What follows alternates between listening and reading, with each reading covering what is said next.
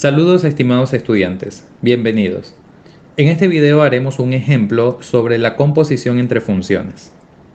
El ejemplo dice así: considerando las funciones f de x y g de x que se muestran aquí, de ser posible construir estas composiciones. Veamos la solución. Primero tenemos que verificar si se cumple la condición para construir la composición entre funciones. Y para esto haremos una representación gráfica de las funciones. Empecemos con f de x, x al cubo más 1. Su gráfica viene representada por esta curva, de donde podemos notar que tanto el dominio como el rango son los reales. La función g de x, que viene expresada por esta función cuadrática, tiene representación gráfica a esta curva, de donde podemos notar que su dominio son los reales y su rango es el intervalo desde menos infinito hasta 1. En el literal A se solicita g composición f de x, pues la condición que se debe cumplir es que el rango de f debe ser un subconjunto del dominio de g. Podemos notar que el rango de f son los reales y el dominio de g también son los reales. Por lo tanto, esta condición se cumple. En el literal B tenemos que construir f composición g de x. La condición es que el rango de g debe ser un subconjunto del dominio de f. El rango de g es el intervalo de menos infinito a 1 y el dominio de f son los reales, pues esta condición también se cumple. Y en el literal C, para que esta composición se dé, debe cumplirse que el rango de g debe ser un subconjunto del dominio de g.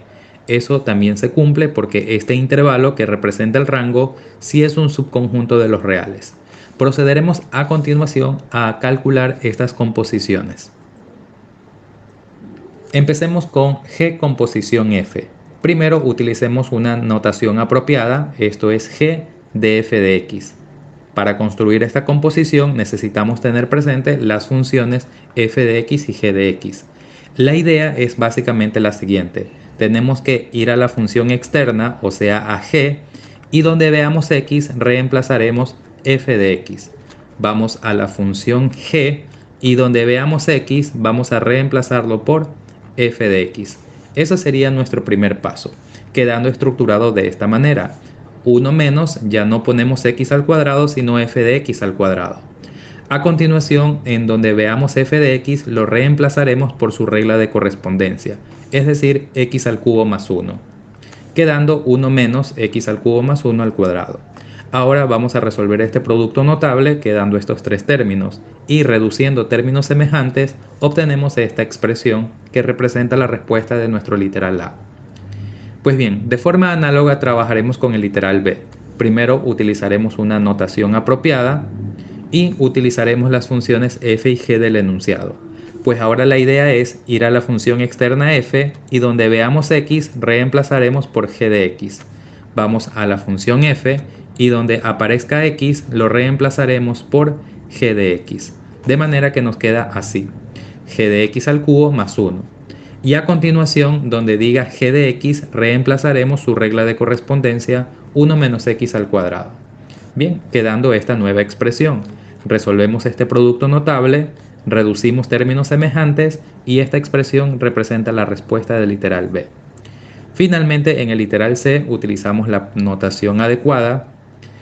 Consideramos únicamente la función g, que es la que necesitamos, y la idea será ir a la función g y donde veamos x reemplazarlo por g de x. Es decir, aquí donde diga x vamos a reemplazar primero g de x, quedando 1 menos g de x al cuadrado.